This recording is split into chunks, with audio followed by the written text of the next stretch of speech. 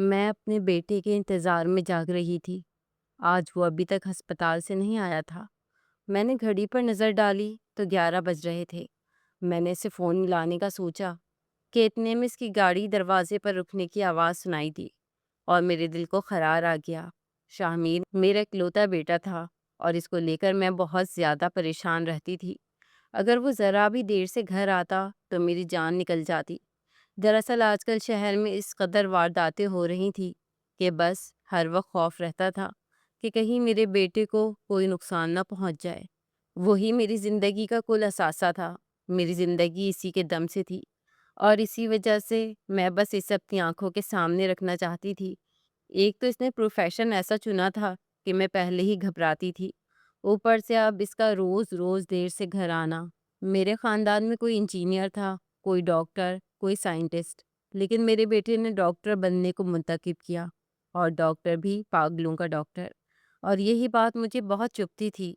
خاندان والوں نے اس بات کو لے کر کافی دفعہ میرا مذاق بھی اڑایا کہ تم نے اکلوتے بیٹے کو پاگلوں کا ڈاکٹر کیوں بنا دیا ہے؟ لیکن اب میں انہیں کیا بتاتی کہ یہ میرے بیٹے کا شوق تھا۔ اسے ہمیشہ سے ہی عجیب و غریب چیزیں چننے کی عادت تھی، اور اس بار بھی اس نے اپنی مرضی کے مطابق یہ پروفیشن سلیکٹ کیا تھا۔ سارا دن مجھے ڈر رہتا کہ وہ پاگلوں کے درمیان نہ جانے کس طرح دن گزارتا ہوگا، کہیں وہ بھی پاگل ہی نہ ہو جائے۔ کبھی کبھی تو میں اپنی سوچ پر ہنس دیتی اور کبھی کبھی مجھے بیٹے پر غصہ آتا۔ میں اس کی شادی کرنا چاہتی تھی، لیکن اسے پاگل مریضوں سے فرصت ہی کہاں تھی جو وہ شادی کرنے کے لیے راضی ہوتا۔ میں نے کئی بار لڑکیاں دیکھنی چاہی تھی، مگر وہ ہر بار منع کر دیتا اور کہتا کہ ابھی مجھے شادی نہیں کرنی۔ اب بھی وہ 11 بجے گھر لوٹا تو اسے دیکھ کر میری سانس میں سانس آئی۔ شامیر، تمہارے لیے کھانا لگا دوں؟ میں اس کے پاس بیٹھی محبت سے پوچھنے لگی تو اس نے تھکن سے میرے کندھے پر سرک دیا۔ کہنے لگا نہیں اماں، بھوک نہیں ہے۔ اس کا انداز آج بہت ہی زیادہ تھکاوٹ بھرا تھا۔ میں نے محبت سے پوچھا کیا ہوا ہے تو وہ بس مسکرا دیا۔ کہنے لگا اماں، ڈاکٹر ہونا آسان بات نہیں، اور خاص کر پاگلوں کا ڈاکٹر ہونا۔ بہت سی ایسی چیزیں بھی ہمیں دیکھنی پڑتی ہیں جو شاید انسان کی سوچ سے بھی پرے ہوں، یا پھر جس کا ہم تصور بھی نہیں کر سکتے۔ شاہمیر کی باتوں نے مجھے حیران کیا۔ کہنا کیا چاہتے ہو بیٹے؟ میں نے محبت سے پوچھا تو وہ بس مسکرا کر رہ گیا۔ کہنے لگا کہ اماں، میں اب سونا چاہتا ہوں، بہت تھک گیا ہوں۔ بنا کھانا کھائے وہ اپنے کمرے میں گیا تو میں نے سارا کھانا فریج میں رکھ دیا، پھر دودھ کا گلاس لے کر اس کے کمرے میں پہنچ گئی۔ وہ موبائل فون میں مصروف تھا۔ میرے جاتے ہی اس نے موبائل بند کر کے ایک طرف رکھ دیا۔ میں نے گلاس ایک طرف رکھتے ہوئے پوچھا کس کی ویڈیو دیکھ رہے تھے؟ کون اتنی بری طرح چیخ چلا رہا ہے؟ وہ کسی لڑکی کی آواز تھی جو بری طرح چیخ رہی تھی۔ وہ آہستگی سے کہنے لگا اماں، ایک نئی پیشنٹ آئی ہے، ہر وقت بس چیختی رہتی ہے، اسی کی ویڈیو دیکھ رہا تھا۔ بیٹی کی بات سن کر میں حیران ہو گئی اور کہا کہ اب تم ان پاگل مریضوں کی ویڈیو گھر بیٹھ کر بھی دیکھو گے؟ وہ مسکرایا اور کہنے لگا کہ پاگل بھی تو انسان ہی ہوتے ہیں، اور پھر وہ لڑکی اتنی بھی پاگل نہیں ہے، تھوڑے بہت علاج کی ضرورت ہے، اس کے بعد وہ ٹھیک ہو جائے گی۔ شامیر کا لہجہ اور اس کے چہرے کا رنگ اس لڑکی کے بارے میں بات کرتے بالکل ہی بدل گیا تھا۔ نہ جانے کیوں مجھے اس کی آنکھوں میں چمک دکھائی دی۔ میں اور بھی کچھ پوچھنا چاہتی تھی، لیکن شاہمیر مجھ سے گھر کے معاملات وغیرہ کے بارے میں پوچھنے لگا۔ سودا، سبزی، بل اور میں سے سارے دن کی تفصیلات سنانے لگی۔ پھر وہ تھکا ہوا تھا اسی لیے لیٹ گیا، اور میں نے اسے تنگ کرنا مناسب نہ سمجھا۔ اس کے کمرے کی لائٹ بند کرتے میں واپس اپنے کمرے میں آ گئی تھی۔ سارے دن کی تھکی ہاری بوجھل سی میں بستر پر بیٹھی تو مجھے اپنا شوہر یاد آنے لگا، جو بہت عرصہ پہلے اس دنیا سے چلا گیا تھا اور جس کے جانے کے بعد میں تنہا رہ گئی تھی۔ میں نے اکیلے ہی اپنے بیٹے کو پال پوس کر بڑا کیا تھا۔ کسی سسرالی رشتہ دار نے میرا ساتھ نہ دیا تھا، کوئی میرا سہارا نہ بنا تھا۔ میرے سسرال والوں نے میرے شوہر کے حصے کی جائیداد پر قبضہ کر کے مجھے گھر سے نکالا تھا، اور اس وقت میں نے بڑی مشکل حالاتوں میں گزارا کیا تھا۔ پھر میرے والد نے جب جائیداد سے حصہ کیا تو مجھے اپنا گھر دے دیا، اور پھر اسی گھر میں شاہمیر کے ساتھ عزت کی زندگی گزارنے لگی۔ میرے بیٹی کی پڑھائی میں میرے بھائیوں نے میری مدد کی تھی۔ ان کی اچھائی اور ان کے بہتر سلوک نے شاہمیر کو ڈاکٹر بنوانے میں مدد کی تھی، لیکن میرے سسرال والے جو شاہمیر کا اصل خاندان تھے، انہوں نے اسے ڈس اون کیا تھا۔ اور اس بات کی تکلیف مجھے بہت زیادہ تھی۔ آج اگر وہ میرے ساتھ ہوتے تو شاید میری زندگی مختلف ہوتی۔ میں چاہتی تھی کہ میرے بچوں کا ددیال بھی اس کے پاس ہو، وہ لوگ بھی اس سے ملنے آئیں، لیکن سالوں پہلے وہ ہم سے اپنا ہر تعلق توڑ چکے تھے، وہ بھی اس وقت جب شاہمیر صرف 4 سال کا تھا۔ وہ تو اپنے خاندان کو پہچانتا تک نہیں تھا، اسے صرف اپنے ننیال کا علم تھا اور وہ انہی کو اپنا پورا خاندان مانتا تھا۔ میں یوں ہی ماضی کی یادوں میں کھوئے کب نیند کی وادی میں اتری پتہ ہی نہ چلا، اور پھر اگلی صبح میری آنکھ کھلی تو وہی جلد بازی، شاہ کو ہاسپٹل کے لیے دیر ہو رہی تھی اور مجھے اسکول جانا تھا۔ میں قریبی اسکول میں میڈم کی پوسٹ پر تھی اور صبح سے لے کر دوپہر تک وہاں رہتی تھی۔ اس کے بعد گھر آتی تو گھر کے کاموں میں مصروف ہو جاتی۔ یہ نوکری میں نے وقت گزاری کے لیے جوائن کی تھی، اگرچہ عمر کے ساتھ ساتھ یہ نوکری کرنا مشکل تھا، لیکن وہاں جا کر میرا دل لگ جاتا تھا۔ اب بھی میں بہت مشکل سے چلتے پھرتے شاہمیر کو ناشتہ دے رہی تھی، کیونکہ میرے گھٹنوں میں تکلیف ہو رہی تھی، اور شاہمیر میری حالت کو دیکھتے ہوئے غصہ ہو رہا تھا۔ اماں، آپ نوکری چھوڑ کیوں نہیں دیتی ہیں؟ میری تنخواہ اتنی اچھی ہے، گھر کا گزارا اچھے سے ہوتا ہے، کسی چیز کی کوئی کمی نہیں ہے، پھر کیوں آپ اس نوکری کے پیچھے پڑی ہیں؟ دیکھیں نا، آپ کے گھٹنوں میں کتنی تکلیف ہے۔ شاہمیر کی بات پر میں مسکرائی اور کہا، اگر ایسی بات ہے تو گھر میں بہو لے آؤ نا، رونق ہوگی تو مجھے باہر جانے کی ضرورت کیا پڑے گی؟ ابھی میں اسکول اس لیے جاتی ہوں تاکہ 2 4 لوگوں سے مل جل سکوں، بات چیت کر سکوں۔ بچوں کے درمیان دن اچھا گزرتا ہے، گھر کی 4 دیواری میں 12 گھنٹے کیسے تمہارے بغیر گزارتی ہوں، تمہیں اس بارے میں شاید اندازہ نہیں ہے۔ میں نے آخر میں ذرا ناراض چہرہ بنایا تو شاہمیر اٹھ کر میرے کندھوں پر جھول گیا، بالکل کسی چھوٹے بچے کی طرح۔ اماں، بس یوں سمجھے کہ آپ کی بہو مل گئی ہے، کسی دن آپ کو اچانک ہی سرپرائز دوں گا۔ شاہمیر کی بات سن کر میں اب بری طرح اچھلی۔ اگر ایسی بات ہے تو ابھی بتاؤ، کون ہے وہ؟ میں ابھی رشتہ لے کر جاتی ہوں اس کے گھر، ہم اتنا انتظار کیوں کریں؟ میں تو جیسے ایک پاؤں پر ہی ہو گئی۔ وہ مسکرایا اور کہنے لگا، اس کی ضرورت نہیں ہے اماں، اس کا گھر بار فیملی کچھ نہیں ہے، سب اسے چھوڑ چکے ہیں۔ میں خود اسے کسی دن یہاں لے آؤں گا اور سادگی سے اپنی دلہن بنا لوں گا۔ شاہمیر کی باتیں میرے لیے بالکل عجیب و غریب تھیں۔ میں نے کہا، یہ کیسی لڑکی ہے جس کا کوئی گھر بار نہیں ہے؟ مجھے کوئی خاندانی لڑکی چاہیے۔ وہ مسکرایا اور بولا، لڑکی تو خاندانی ہے، لیکن بس کسی وجہ سے اپنے خاندان سے الگ ہو گئی ہے۔ میں جلد ہی آپ کو اس سے ملواؤں گا۔ میرے بہت پوچھنے کے باوجود بھی وہ بس جلدی جلدی ناشتہ کرتے ہاسپٹل سے نکل گیا۔ وہ سارا دن میرا بے قراری میں گزرا، اور جب شام کو وہ دوبارہ گھر لوٹا تو میں پھر اس کے پیچھے ہی پڑ گئی۔ بتاؤ نا مجھے، کون ہے؟ میں دیکھنا چاہتی ہوں۔ اچھا، کوئی تصویر تو دکھاؤ۔ اور پھر میرے بہت کہنے پر اس نے اپنا موبائل فون کھولا اور ایک تصویر میرے آگے کی۔ وہ ایک لڑکی تھی جس کے سنہری بال اور سنہری آنکھیں اس کے چہرے کو پوری طرح رونق بخش رہے تھے۔ گلابی ہونٹ، ستوا ناک، اسے دیکھ کر میں فوراً ہی اسے بہو بنانے کے لیے راضی ہو گئی۔ شاہمیر، یہ تو بہت خوبصورت ہے، پھر تم کہہ رہے ہو اچھے خاندان کی بھی ہے، تو دیر کس بات کی؟ میں رشتہ لے جاتی ہوں نا۔ وہ کہنے لگا، اماں، رشتہ لے جانے کی نوبت نہیں آئے گی، میں کل اسے خود یہاں لے آؤں گا، ابھی آپ جائیں اور سو جائیں۔ اس نے زبردستی مجھے میرے کمرے میں بھیج دیا، اور میں ساری رات بس یہی سوچتی رہی کہ اب میرے گھر میں بہو آئے گی، رونق ہوگی۔ مجھے تو پہلی ہی نظر میں وہ لڑکی بہت پسند آ گئی تھی، جس کا نام میرے بیٹے نے ندا بتایا تھا۔ اس کا کہنا تھا وہ ندا کو ہمارے گھر لا کر میرے سامنے ہی اس سے نکاح کرے گا۔ میں نے پورا اگلا دن بہت بے تابی سے گزارا، اور پھر جب شام کو وہ واپس لوٹا تو وہ تنہا نہیں تھا، بلکہ چادر میں لپٹی ایک لڑکی اس کے ساتھ تھی، جسے وہ ہاتھ پکڑ کر اندر لایا تھا۔ اماں، یہ ندا ہے، اور ندا، یہ میری ماں ہے۔ اس لڑکی نے مجھے سلام کیا تو میں غور سے اسے دیکھنے لگی۔ ایسے لگتا تھا جیسے میں نے سالوں پہلے کہیں اس چہرے کو دیکھا ہو۔ بہت سالوں پہلے کا کوئی چہرہ دھندلا دھندلا میری آنکھوں کے سامنے آیا تھا، لیکن یہ لڑکی تو کوئی 17 18 سال کی تھی۔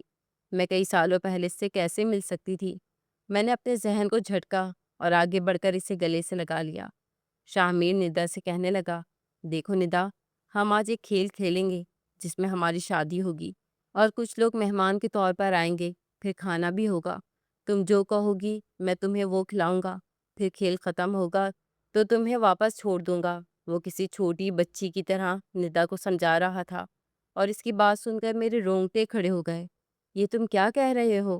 ایسی بات کیوں کر رہے ہو؟ میں نے فوراً اسے ٹوکا تو وہ میری طرف دیکھ کر مسکرایا اور کہنے لگا، اماں، ندا ہمارے ساتھ کھیلنے آئی ہے، قاضی صاحب آنے والے ہیں، میں نے اپنے ایک دو دوستوں کو بھی بلایا ہے، آپ بس تیاری کریں۔ میں نے اس کا ہاتھ پکڑا اور کھینچتے ہوئے اسے کونے میں لے گئی۔ ندا کو وہ ڈرائنگ روم میں بٹھا چکا تھا۔ یہ کیا ہو رہا ہے؟ تم مجھے بتاؤ گے کہ تم کس کھیل کی بات کر رہے ہو؟ شادی کوئی کھیل نہیں ہوتا۔ میرا غصہ دیکھ کر اس نے میرے ہاتھ پکڑ لیے۔ کہنے لگا، اماں، ندا کی تھوڑی حالت ٹھیک نہیں ہے، وہ کسی ذہنی صدمے سے گزر رہی ہے، اسی لیے وہ تھوڑی سی پاگل ہو گئی ہے، آپ کو یہ مسئلہ سمجھنا ہوگا۔ میں ندا سے محبت کرنے لگا ہوں، اس لیے اسے یہاں لایا ہوں تاکہ شادی کر کے رکھ سکوں۔ یہ سننا تھا کہ میرے قدموں تلے سے زمین نکل گئی۔ میرے اکلوتے بیٹے نے پہلے اپنی ضد پر اڑ کر پاگلوں کا ڈاکٹر بننا پسند کیا تھا، اور ابھی ایک بار پھر وہ اپنی ضد میں ایک پاگل لڑکی سے شادی کرنے والا تھا۔ میں نے غصے سے کہا، شامیر، میں نے تمہیں اس لیے پال پوس کر بڑا نہیں کیا کہ تم ایک پاگل لڑکی کو لا کر میرے سر پر مسلط کر دو۔ یقیناً یہ تمہارے ہسپتال میں علاج کے لیے آئی ہوگی نا، اور تم اسے اٹھا کر یہاں لے آئے۔ اس کے گھر والوں کو پتہ چلا تو جانتے ہو کیا ہوگا؟ میری بات پر وہ مجھے اپنے سامنے بٹھا کر کہنے لگا، کچھ نہیں ہوگا، اس کے گھر والے اسے چھوڑ چکے ہیں، انہیں اپنی پاگل بیٹی سے کوئی سروکار نہیں، اور میں مس قابل ہوں کہ ندا کی ذمہ داری اٹھا سکوں۔ ویسے بھی یہ مکمل پاگل نہیں ہے، آدھی پاگل ہے، لیکن میں سے ہی اپنی زندگی بنانا چاہتا ہوں۔ میرا بیٹا بہت ضدی تھا، ایک بار کچھ کہہ دیتا تو بس پیچھے نہ ہٹتا، اور اس بار بھی ایسا ہی ہوا۔ میرا سمجھانا، میرے آنسو، کچھ کام نہ آیا، اور اس نے اپنی ضد سے اسی وقت کھیل کے نام پر ندا سے نکاح کر لیا۔ وہ شاید پاگل پن کے دورے میں تھی، خوشی خوشی دلہن بھی بنی، اور نکاح کر کے وہ ایسے کھانا کھانے لگی جیسے کسی اور کی شادی میں مہمان آئی ہو۔ گراتے پڑاتے اس نے کھانا کھایا، اور پھر میرا بیٹا اسے اپنے ساتھ کمرے میں لے گیا۔ اس کے دوست اور مہمان جا چکے تھے، اور میں اپنے کمرے میں بیٹھی آنسو بہا رہی تھی۔ چاروں طرف سناٹا تھا، اور کچھ ایسی ہی حالت میرے دل کی بھی تھی۔ ابھی تو خاندان والوں کو اس بارے میں پتہ نہیں تھا۔ اگر میرے بھائیوں کو یا میری بھابھیوں کو خبر ہوتی تو میں کیا جواب دیتی کہ میرے بیٹے نے اپنے پاس آنے والی ایک پاگل مریضہ سے شادی کر لی ہے؟ میں بے انتہا پریشان تھی کہ آخر شاہ میر نے ایسا فیصلہ کیوں کیا۔ یہ بات سچ تھی کہ ندا بہت خوبصورت تھی، لیکن کیا خوبصورتی دیکھ کر انسان اپنی زندگی داؤ پر لگا سکتا ہے؟ اگلی صبح بہت ہی زیادہ خاموش تھی۔ شاہ میر کمرے سے باہر نکلا تو کہنے لگا، اماں، ندا سو رہی ہے، میں ہاسپٹل جا رہا ہوں، آپ اسے ناشتہ دینے جائیں گی تو اسے کھولنے کی غلطی بالکل مت کیجیے گا، بس ایسے ہی اپنے ہاتھوں سے کھلا پلا دیجیے گا، میں نے اسے باندھا ہوا ہے۔ یہ سنتے ہی میں گھبرا گئی اور کہا، تم پاگل تو نہیں ہو گئے ہو شامیر؟ اپنی بیوی کو کون باندھ کر رکھتا ہے؟ اور اگر وہ اس قدر پاگل ہے تو اسے پاگل خانے لے جاؤ، اس کا علاج کرو، اور پھر واپس لے کر آؤ۔ تم نے تو میری زندگی کو مشکل میں ڈال دیا ہے، یہ میرا گھر ہے، کوئی پاگل خانہ نہیں۔ کہاں میں بہت خوش تھی کہ اکلوتے بیٹی کی شادی ہوگی تو گھر میں رونق ہوگی، اور کہاں تم نے ایک پاگل لڑکی کو لا کر میرے سر پر بٹھا دیا ہے۔ شامیر کہنے لگا، اماں پلیز، وہ میری بیوی ہے، اور بس کچھ دنوں کی بات ہے، پھر وہ ٹھیک ہو جائے گی۔ غصے میں کہتے وہ گھر سے باہر نکل گیا تھا۔ شاید اسے میری بات پسند نہیں آئی تھی۔ میں سر پکڑ کر بیٹھ گئی۔ میں نے اسکول کال کر دی تھی کہ میں ایک ہفتے کی چھٹی پر ہوں۔ میں نے سوچا تھا ہفتے بھر میں یہ معاملہ نپٹا دوں گی اور بیٹے کو راضی کر کے خاموشی سے اس لڑکی کو واپس پاگل خانے بھجوا دوں گی، لیکن یہ میری سب سے بڑی بھول تھی۔ پھر ناشتہ بنا کر میں اپنی بہو کے کمرے میں گئی تو وہ بیچاری رسیوں سے بندھی ہوئی تھی۔ مجھے دیکھتے ہی رونے لگی، کہنے لگی، میں پاگل نہیں ہوں، مجھے کھول دیجیے نا آنٹی پلیز۔ اس کی بات سن کر میرا دل کانپ اٹھا۔ وہ بار بار ایک ہی جملہ دہرا رہی تھی کہ میں پاگل نہیں ہوں۔ میں نے شاہ میر کو فون ملایا اور کہا کہ یہ لڑکی مجھے ٹھیک لگتی ہے، تم نے بلا وجہ سے پاگل قرار دیا ہوا ہے۔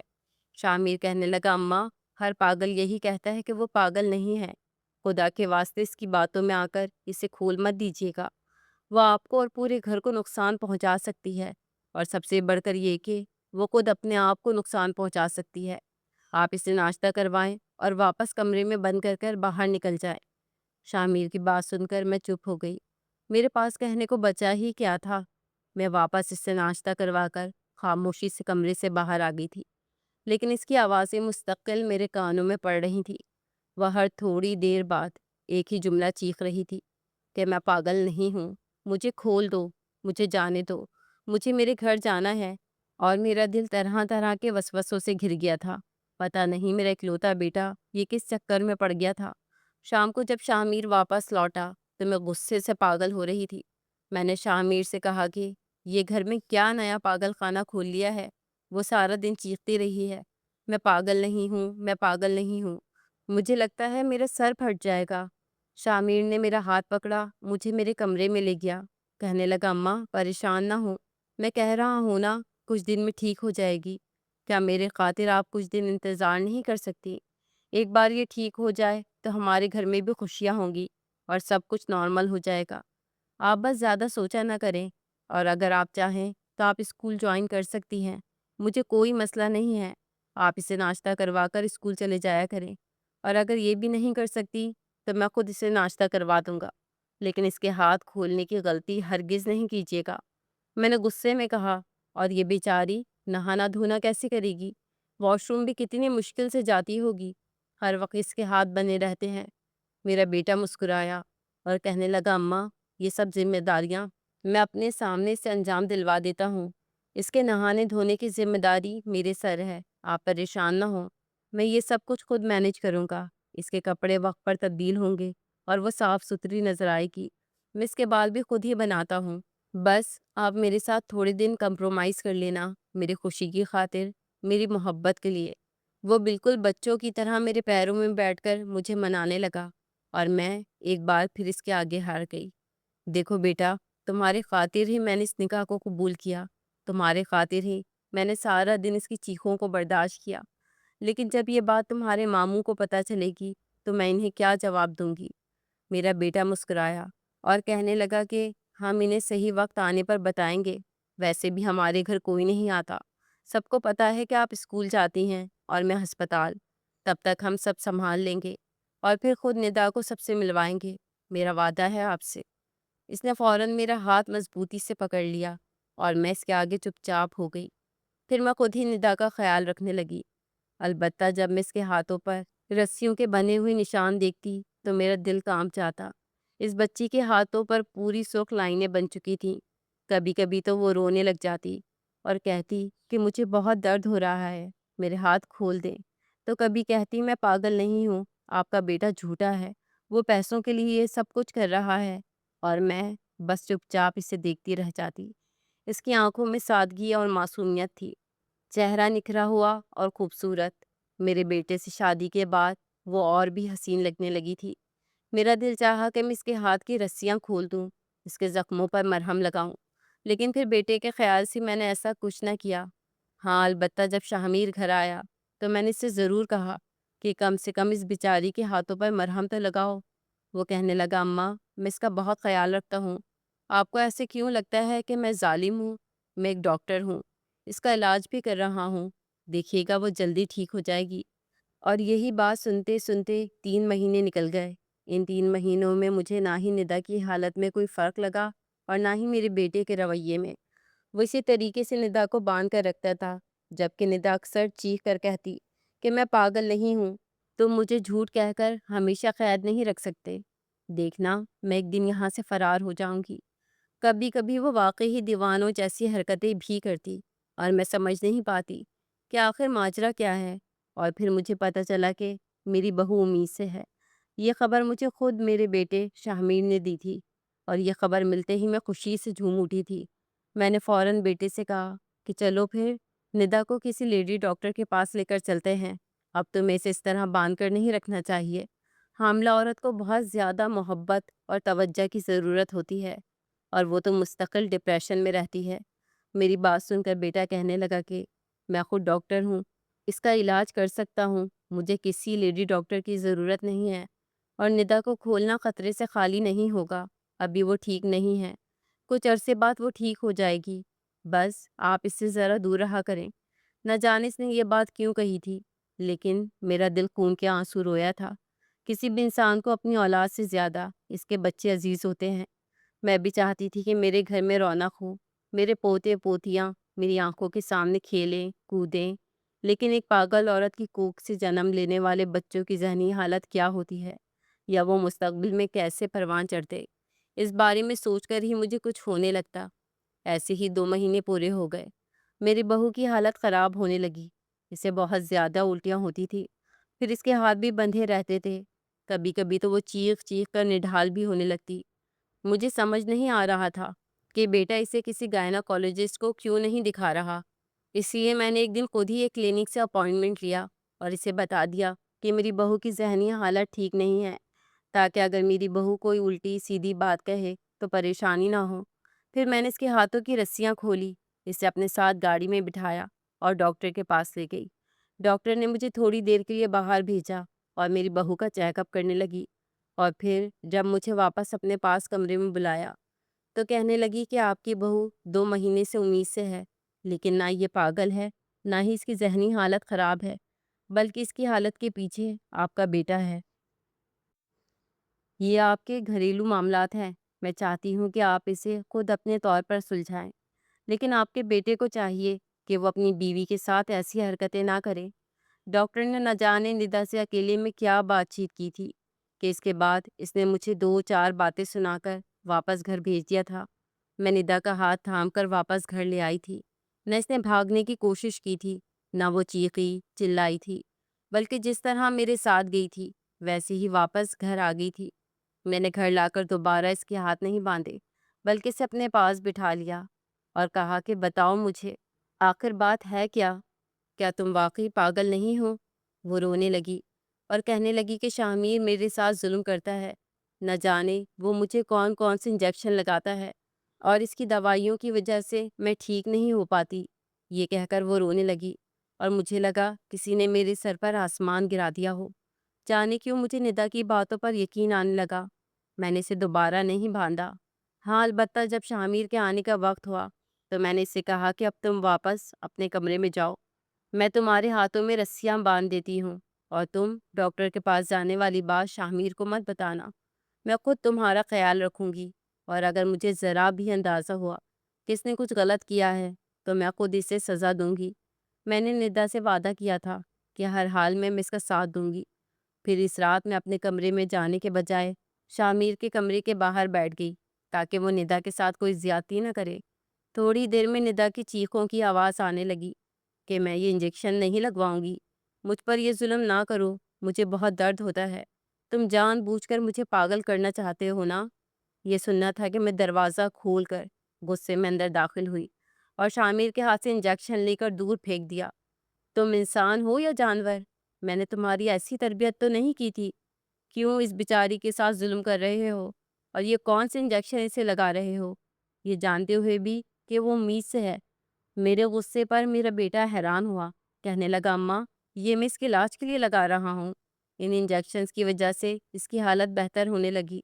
میں نے غصے میں کہا کہ تم مجھے بیوقوف نہیں بنا سکتے، میں جان گئی ہوں کہ تم نے اس لڑکی کے ساتھ ظلم کیا ہے، تم اسے اپنا غلام بنانے کے لیے اسے انجیکشن لگاتے ہو، یہ تمہارے ساتھ نہیں رہنا چاہتی، تم اس سے محبت کرتے ہو، لیکن یہ تم سے کوئی رشتہ نہیں رکھنا چاہتی، تم نے زبردستی سے اپنے ساتھ رشتے میں باندھا، اور اب اسے پاگل کرنے کے لیے انجیکشن لگاتے ہو تاکہ وہ سارا دن چیخے چلائے اور تمہارے گناہوں پر پردہ پڑا رہے۔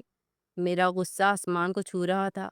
میں نے ندا کی ہر بات پر اعتبار کرتے اپنے ہی بیٹے کو شک کی نظروں سے دیکھا تھا، اور شامیر ہکا بکا رہ گیا تھا۔ آپ سے یہ سب کس نے کہا ہے؟ وہ غور سے مجھے دیکھتے ہوئے پوچھ رہا تھا، اور میری آنکھوں میں آنسو آ گئے تھے۔ میں بہت شرمندہ ہوں کہ میں تمہاری تربیت نہیں کر سکی۔ میں آج ندا کو ہاسپٹل لے گئی تھی اور ڈاکٹر نے چیک اپ کر کے بتایا ہے کہ ندا پاگل نہیں تھی، وہ ٹھیک تھی اور اسے پاگل کیا گیا ہے۔ میری بات سن کر شامیر نے سر پکڑ لیا تھا۔ آپ ندا کو لے کر کون سے ہاسپٹل چلی گئی تھی؟ میں نے منع کیا تھا نا کہ اس کو کھولنے کی ضرورت نہیں ہے اور نہ ہی کمرے سے باہر لانے کی ضرورت ہے، مگر آپ تو اسے گھر سے ہی باہر لے گئیں، اس کی جان کو نقصان بھی ہو سکتا تھا۔ آپ آخر جانتی کیا ہیں اس کے بارے میں جو آپ نے مجھے بنا بتائے اتنی بڑی غلطی کر دی؟ خدا کا شکر ادا کریں کہ آپ دونوں خیریت سے ہیں۔ شاہمیر کی بات سن کر میں حیران رہ گئی تھی۔ کیوں؟ ندا کے یہاں سے باہر جانے پر پابندی کیوں ہے؟ کیا تمہیں ڈر ہے کہ وہ تمہیں چھوڑ کر بھاگ جائے گی، کہیں اور چلی جائے گی، یا اپنے گھر والوں سے ملنے چلی جائے گی؟ کیا خوف ہے تمہیں؟ میں نے غصے میں پوچھا تو شامیر نے سر پکڑ لیا۔ نہیں، مجھے ندا کے بھاگنے کا ڈر نہیں ہے، بلکہ اس بات کا خوف ہے کہ اسے مار دیا جائے گا، وہ زندہ نہیں بچ سکے گی۔ شامیر، سچ سچ بتاؤ، آخر معاملہ کیا ہے؟ یہ لڑکی کون ہے؟ تم اسے کہاں سے لائے ہو؟ اور کیا واقعی یہ پاگل نہیں ہے؟ ڈاکٹر سلمان نے یہی کہا ہے کہ ندا ہمیشہ سے پاگل نہیں تھی، بلکہ اسے پاگل بنایا جا رہا ہے، اور وہ بھی دواؤں کے ذریعے سے۔ اور اسے دوائیں دینے والے تم ہی تو ہو، یقیناً تم نے ہی کچھ کیا ہے۔ میری بات سن کر شامیر نے مجھے اپنے پاس بٹھا لیا۔ کہنے لگا، اماں، میں سوچ بھی نہیں سکتا تھا کہ آپ میرے کردار پر شک کریں گی۔ میں آپ کو سب کچھ سچ سچ بتاؤں گا، لیکن آپ وعدہ کریں کہ آئندہ ندا کو گھر سے باہر نہیں لے جائیں گی۔ میں نے شامیر کے کہنے پر وعدہ کیا تو وہ آہستہ آہستہ مجھے ندا کے بارے میں سب کچھ بتانے لگا، جسے سن کر میرے سر پر آسمان گر پڑا۔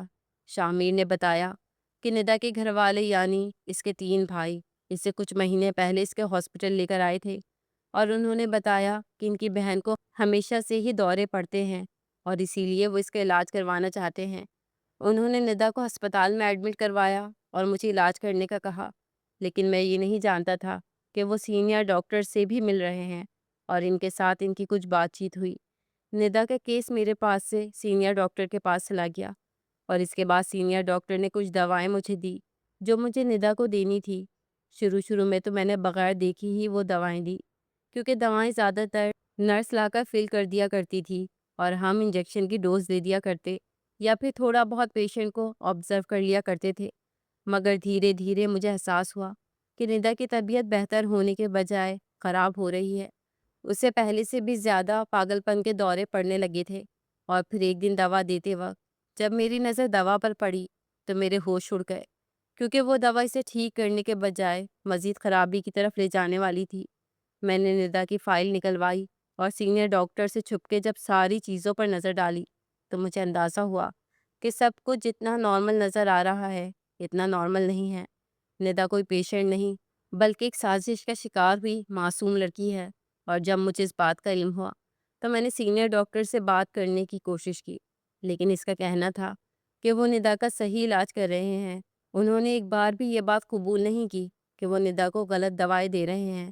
میں بھی ایک ڈاکٹر تھا، سینئر نہ صحیح، لیکن اتنا اندازہ تو مجھے بھی تھا کہ ندا کو جو دوائیں دی جا رہی ہیں اس سے اس کی حالت مستقل خراب ہی ہونی ہے۔ میں نے سوچا کہ میں ندا کے گھر والوں سے بات کرتا ہوں تاکہ انہیں اس بات کا علم ہو جائے۔ میں ندا کے بھائیوں کے آنے کا انتظار کرنے لگا۔ وہ مہینے میں ایک ہی چکر لگاتے تھے، اس لیے مجھے اس دن کا انتظار تھا جب وہ آتے اور میں انہیں چوری چھپ کے اپنے پاس بلا کر ان سے بات کرتا۔ اور پھر وہ دن آیا جب میں نے ندا کے بھائی کو ہسپتال میں داخل ہوتے دیکھا۔ اس سے پہلے کہ میں ان کے پاس جاتا وہ سینئر ڈاکٹر کے کمرے میں چلے گئے۔ میں ان کے انتظار میں ہی کمرے کے دروازے کے پاس کھڑا ہو گیا، اور پھر اندر سے آنے والی آوازوں نے میرے ہوش اڑا دیے۔ جو کچھ میں سوچ بھی نہیں سکتا تھا وہ مجھے سنائی دے رہا تھا۔ وہ ندا کا بڑا بھائی تھا جو سینئر ڈاکٹر سے ملنے کے لیے آیا تھا۔ وہ اسے زیادہ پیسوں کی لالچ دے کر مجبور کر رہا تھا کہ وہ ندا کو پہلے سے بھی زیادہ ہائی ڈوز دے، جس سے اس کا ذہن کام کرنا بند کر دے، اور پھر اسے مکمل طور پر پاگل ہونے کا سرٹیفکیٹ دے دیا جائے۔ سینئر ڈاکٹر نے ایک بھاری رقم کا مطالبہ کرتے اس کی بات ماننے کے لیے حامی بھری تھی، اور اس نے کہا تھا کہ وہ کچھ دنوں بعد چیک لا کر ان کے حوالے کر دے گا۔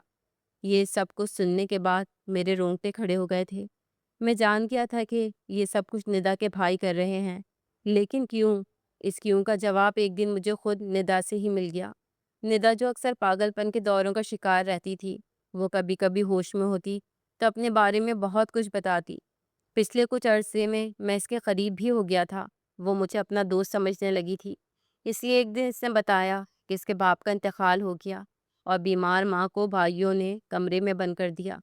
وہ ندا کی شادی بھی جلد بازی میں کسی ایسے ویسے انسان کے ساتھ کروانا چاہتے تھے، لیکن ندا نے ہنگامہ کھڑا کیا اور اپنے حق کے لیے آواز اٹھائی، اور اس نے اپنے باپ کی جائیداد میں سے اپنا اور اپنی ماں کا حصہ مانگا تاکہ وہ اپنی ماں کو لے کر الگ ہو جائے، اور یہیں سے بہن بھائیوں کے درمیان لڑائی جھگڑا شروع ہو گیا۔ ندا بس اتنا چاہتی تھی کہ وہ اپنی ماں کے ساتھ ایک سکون بھری زندگی گزارے، لیکن اس کے بھائیوں کی نظر اس کے حصے کی دولت پر تھی۔ اس کے باپ نے جاتے ہوئے ندا کے نام پر کافی زیادہ پراپرٹی لگائی تھی، اور اسی وجہ سے اس کے بھائی اس سے وہ پراپرٹی واپس حاصل کرنا چاہتے تھے۔ جب ندا نے سیدھی طریقے سے کاغذات پر دستخط نہیں کیے بلکہ اپنا حصہ طلب کیا، تو اس کے بھائی نے اسے الٹی سیدھی دوائیاں دینی شروع کر دی، جس کے بعد اسے دورے پڑنے لگے، اور انہی دوروں کا بہانہ کر کے اسے پاگل خانے لایا گیا۔ یہاں تک کی بات مجھے ندا نے خود بتائی تھی، اور آگے کی بات میں خود ہی سمجھ گیا تھا کہ پاگل خانے میں ایڈمٹ کروانے کے بعد انہوں نے سینئر ڈاکٹر کو اپنے ساتھ ملا لیا تھا تاکہ وہ پوری جائیداد پر قبضہ کر سکیں۔ وہ ندا کے سگے بھائی تھے جو دولت کے لالچ میں اس قدر اندھے ہو گئے تھے کہ انہوں نے اپنی ہی بہن کو پاگل خانے پہنچا دیا۔ میں ندا کو بچانا چاہتا تھا لیکن مجھے کسی طرح ممکن نظر نہیں آیا، اور پھر ایک دن جب سینئر ڈاکٹر چھٹیوں پر گئے تو میں خاموشی کے ساتھ ندا کو وہاں سے بھگا لایا۔ میں ایک ڈاکٹر تھا، اس لیے ندا کو وہاں سے نکالنا میرے لیے مشکل ثابت نہیں ہوا۔ میں نے اسے خود بہت خاموشی سے ہاسپٹل سے بھگایا اور گھر لا کر اس سے شادی کر لی۔ میں اسے ٹھیک کرنے کے لیے اسے ٹریٹ کر رہا ہوں۔ جو انجیکشن میں دیتا ہوں اس سے ندا کو تکلیف ضرور ہوتی ہے، لیکن پرانی دواؤں کا اثر اسی طرح ختم ہوگا اور ندا بالکل ٹھیک ہو جائے گی۔ ایک دفعہ وہ ٹھیک ہو جائے اور اس کے سارے ٹیسٹ کلیئر آئیں تو اس کے بعد ہی میں اسے پولیس تک لے جاؤں گا تاکہ وہ اپنا حق کے لیے بات کر سکے، پولیس اسے تحفظ دے اور اسے اس کا حصہ بھی ملے۔ لیکن یہ سب کرنے کے لیے میرا ندا سے شادی کرنا ضروری تھا۔ ویسے بھی میں ندا کی سادگی اور اس کی معصومیت سے محبت کرنے لگا تھا، اس لیے میں نے ندا سے شادی کر لی۔ میں نے ندا کو گھر سے باہر نکالنے کے لیے بھی اسی لیے منع کیا تھا کہ اگر کہیں اس کے بھائی اسے دیکھ لے تو اسے نقصان نہ پہنچا دے، کیونکہ پچھلے کچھ دنوں سے اس کے بھائی اسے پاگلوں کی طرح تلاش کر رہے ہیں۔ جب سے انہیں یہ بات پتہ چلی ہے کہ ندا پاگل خانے سے غائب ہوئی ہے، وہ بس دیوانے ہو گئے ہیں۔ وہ کسی بھی طرح ندا کی جان لینے کے در پر ہے، اور میں اسے بچانے کی کوشش کر رہا ہوں، اور کچھ نہیں۔ شامیر نے مجھے ساری کہانی سنائی تھی اور میری آنکھوں میں آنسو آ گئے تھے۔ سالوں پہلے دولت کی لالچ میں مجھے اور میرے یتیم بیٹے کو میرے جیٹ نے دھکے دے کر گھر سے نکالا تھا۔ اس وقت میں بھی ایسی ہی بے سہارا اور ٹوٹی ہوئی تھی، اور آج میری بہو ندا وہ بالکل میری ہی جگہ پر تھی۔ اسے اس کے بھائیوں نے دولت کے لیے در بدر کی ٹھوکریں کھانے پر مجبور کر دیا تھا اور اسے پاگل تک بنانے کی کوشش کی تھی۔ میں نے شامیر سے معافی مانگی کہ بنا سچ جانے میں نے اس پر الزام لگا دیا۔ شامیر نے مجھے معاف کر دیا، کہنے لگا بس اماں، آپ ندا کو گھر سے باہر نہیں جانے دیجیے گا جب تک یہ پوری طرح ٹھیک نہیں ہو جاتی۔ 1-2 مہینے لگیں گے اور پرانی ساری دواؤں کا اثر ختم ہو جائے گا۔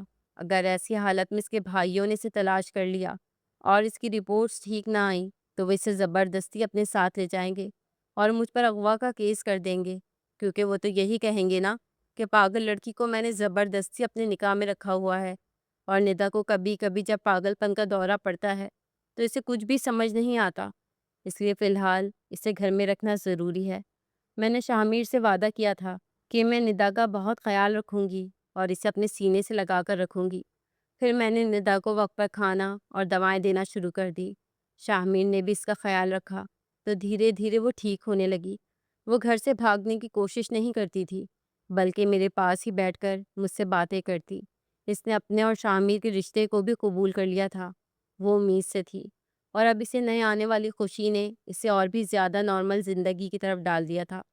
2 مہینے پورے ہوئے تو وہ پوری طرح سنبھل گئی، اور پھر اس نے اپنی ماں سے ملنے جانے کی بات کی۔ شامر نے پولیس بلوائی اور ساری بات پولیس والوں کو بتا دی تاکہ اس کے بھائی سے نقصان نہ پہنچا سکے۔ شامر کے ماموں کا بڑا بیٹا پولیس میں تھا، اس کی مدد لے کر پہلے ہی ہم نے پولیس پروٹیکشن لی، اور اس کے بعد میں اور شامیر خود ندا کے ساتھ اس کے گھر گئے، اور جیسے اس کی ماں ندا کے نام پر اپنے کمرے سے باہر نکلی تو میں اس کی ماں کو دیکھ کر حیران رہ گئی۔ میرے قدموں تلے سے زمین سرکی تھی۔ زارا بھابھی، آپ؟ میرے منہ سے بے اختیار نکلا تھا۔ ماضی کا ہر ایک لمحہ میری آنکھوں کے سامنے گھوم گیا۔ میں زارا بھابھی کا چہرہ کیسے بھول سکتی تھی؟ میرے شوہر کی وفات کے بعد جو کچھ انہوں نے اور ان کے شوہر نے میرے ساتھ کیا تھا وہ آج بھی میرے دل میں کسی تازہ زخم کی طرح تھا۔ رات کے اندھیرے میں مجھے اور میرے یتیم بچے کو دولت کی لالچ میں جس طرح دھکے دے کر گھر سے نکالا گیا تھا، وہ رات ابھی میری آنکھوں میں زندہ تھی، مگر ان کی حالت دیکھ کر میں ایک لمحے کو ساکت رہ گئی تھی۔ زارا بھابھی نے میری طرف نظر ڈالی اور ایک دم ہی حیران رہ گئی۔ وہ پھٹی پھٹی نگاہوں سے مجھے دیکھ رہی تھی، جیسے انہیں اپنی آنکھوں پر یقین نہ آیا ہو۔ اور جب میں نے انہیں دوبارہ پکارا تو وہ روتے ہوئے میرے گلے لگ گئیں۔ ان کی زبان پر بس یہی الفاظ تھے: مجھے معاف کر دو، ہم نے تمہارے ساتھ بہت بڑا ظلم کیا اور آج ہم اسی کی سزا بھگت رہے ہیں۔ میں بس ان کی پیٹھ پر ہاتھ پھیرتے جیسے اپنے جذبات کو قابو کرنے لگی تھی۔ اتنے سالوں میں وہ کافی بدل گئی تھی، لیکن میں اپنی جیٹھانی کو کیسے بھول سکتی تھی؟ جب ندا کو میں نے پہلی بار دیکھا تو مجھے ایسا لگا جیسے میں نے یہ چہرہ پہلے بھی دیکھا ہو۔ ندا میں کہیں نہ کہیں اپنی ماں کی شباہت تھی۔ ندا کی آنکھیں اور اس کے ہونٹ بالکل زارا بھابھی جیسے ہی تھے، اس لیے پہلا خیال مجھے یہی آیا تھا کہ میں نے یہ چہرہ دیکھ رکھا ہے۔ لیکن اس وقت میرے وہم و گمان میں بھی نہیں تھا کہ میری جیٹھانی کی بیٹی اس حالت میں میرے سامنے آ کر کھڑی ہوگی، کہ اس کے اپنے ہی بھائی اس کی جان کے دشمن ہوں گے۔ زارا بھابھی مجھ سے ملنے کے بعد ندا کا ہاتھ پکڑ کر رونے لگی اور کہنے لگی، تم ٹھیک ہو گئی ہو ندا؟ میں تو بہت پریشان ہو گئی تھی کہ میری اکلوتی بیٹی پاگل کیسے ہو سکتی ہے۔ تم تو میری بہت سمجھدار اور قابل بیٹی ہو۔ تمہارے بھائیوں نے میرے ساتھ دھوکہ کیا، مجھے کہتے رہے کہ تم پاگل خانے میں ہو، اور مجھے نہیں پتا تھا کہ تم اپنی چچی کے پاس ہو۔ وہ ندا کو گلے سے لگائے رو رہی تھی اور ندا نے دھیرے دھیرے انہیں ساری اصلیت بتا دی تھی۔ پھر وہ اپنی ماں کو لے کر ہمارے ساتھ ہمارے گھر آئی اور اپنے بھائیوں پر اس نے کیس کروا دیا۔ اس کا کیس عدالت میں چلنے لگا۔ میں نے ندا اور بھابھی کا خیال رکھنا شروع کر دیا۔ ندا کی شادی میرے بیٹے سے ہوئی ہے اور وہ حاملہ ہے۔ یہ سن کر زارا بھابھی بہت زیادہ خوش تھی اور ساتھ ہی میرے آگے شرمندہ بھی۔ وہ کہنے لگی کہ میرے شوہر نے جو کچھ تمہارے ساتھ کیا، اس کے بعد ہمارے ساتھ یہی ہونا تھا۔ ہم نے تمہاری اور تمہاری یتیم بچے کا حق کھایا تھا، اس لیے آج ہمارے بچے اسی جائیداد کے پیچھے ایک دوسرے کے خون کے پیاسے ہو چکے ہیں۔ بیٹے بھی آپس میں ہر وقت جھگڑتے ہیں اور ندا سے تو یہ سبھی نفرت کرتے ہیں۔ زارا بھابھی ماضی کی غلطیوں پر پچھتا رہی تھی کہ نہ وہ ناحق میرا اور میرے بیٹے کا حصہ کھاتی اور نہ ہی ان کے بچے غلط راستے کا انتخاب کرتے۔ ان کا کہنا تھا کہ انہوں نے جو بویا تھا آج وہ وہی کاٹ رہی تھی۔ پہلے تو میرے دل میں ان کے لیے بہت شکوے شکایات تھے، لیکن ان کی حالت دیکھتے ہوئے میں نے خود ہی انہیں دل سے معاف کر دیا تھا۔ تقریباً 3 مہینے عدالت میں کیس چلا اور اس کے بعد نہ صرف ندا کو اس کے حصے کی جائیداد ملی، بلکہ اس کے بھائیوں کو ندا کو پاگل کرنے کی کوشش کے سلسلے میں 3 سال قید کی سزا بھی ہوئی۔ ندا کے تینوں بھائی جیل کاٹنے پر مجبور ہو گئے تھے اور ندا اور اس کی ماں ہمارے ساتھ ہی تھے۔ میرے بیٹے شامیر نے دل سے ندا سے محبت کی تھی اور اس نے پوری طرح وہ محبت نبھائی بھی۔ میں نے اپنی جیٹھانی کو بھی اپنے ہی گھر رکھ لیا تھا۔ کچھ عرصہ گزرا تو میری بہو نے خوبصورت سی بیٹی کو جنم دیا اور ہمارے آنگن میں خوشیاں مکمل ہو گئی۔ میں نے خاندان والوں کو بلا کر ایک بڑی سی تقریب کی۔ یہ بات تو سبھی کو پتہ چل گئی تھی کہ میرے بیٹے نے شادی کر لی ہے۔ اب جب میں نے بڑی سی تقریب کی تو سب نے میرے بیٹے اور بہو کو بھی دیکھ لیا۔ میری پوتی میری جان بن گئی، کبھی وہ میرے پاس ہوتی تو کبھی بھابھی کے پاس۔ ہم دونوں مل کر اس کی پرورش کرنے لگے تھے اور ہم چاہتے تھے کہ اسے ایک اچھا انسان بنائیں۔ شامیر پہلے سے بھی زیادہ ندا کا خیال رکھنے لگا تھا۔ ہسپتال کے سینئر ڈاکٹر کے خلاف بھی شامیر نے بھرپور کارروائی کی تھی اور انہیں بھی گرفتار کروایا تھا۔ ایک ڈاکٹر ہو کر وہ کیسے انسانیت کے خلاف کوئی بھی قدم اٹھا سکتے تھے؟ ان کی غلطی کی وجہ سے یا پھر ان کی لالچ کی وجہ سے ندا کی ساری زندگی خراب ہو سکتی تھی۔ وہ ہمیشہ کے لیے پاگل ہو سکتی تھی، اور اس سے بڑا بھلا کیا جرم ہوتا؟ اس لیے شامیر نے ان کے خلاف بھی کارروائی کی اور ان کا ڈاکٹر کا لائسنس بھی کینسل کر دیا گیا۔ شامیر اکثر مجھے بتاتا کہ پاگل خانے میں آنے والے بہت سے پیشنٹ پاگل نہیں ہوتے، بلکہ وہ لوگ پاگل ہوتے ہیں جو انہیں پاگل خانے تک لاتے ہیں، جو ان کے مسائل سمجھنے کے بجائے انہیں پاگل کہہ کر ان سے چھٹکارا چاہتے ہیں۔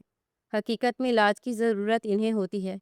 پہلے تو میں شامیر کی اس بات پر ہنس دیا کرتی تھی، لیکن ندا سے ملنے کے بعد مجھے بھی اس بات پر یقین ہو گیا کہ پاگل وہ نہیں ہوتا جو مریض ہوتا ہے، بلکہ پاگل تو وہ ہوتے ہیں جو اسے اس مقام تک پہنچاتے ہیں، جیسے ندا کے تینوں بھائی۔ کبھی کبھی کچھ لوگ تربیت میں چوک کر جاتے ہیں، جس کی وجہ سے آنے والی کئی نسلیں برباد ہو جاتی ہیں۔ اگر میرے جیٹھ اور جیٹھانی نے میرا اور میری اولاد کا حق نہ کھایا ہوتا تو شاید ان کی اولاد بھی اپنی ہی بہن کے ساتھ ایسا سلوک نہ کرتی۔ انسان جو بوتا ہے وہ اسے کاٹنا ہی پڑتا ہے۔ کسی دوسرے کے حصے کی خوشی چھین کر ہم کبھی اپنی زندگی میں خوشیاں نہیں بھر سکتے۔ اگر وقت پر ہر کوئی یہ بات سمجھ لے تو اسی میں کامیابی ہے۔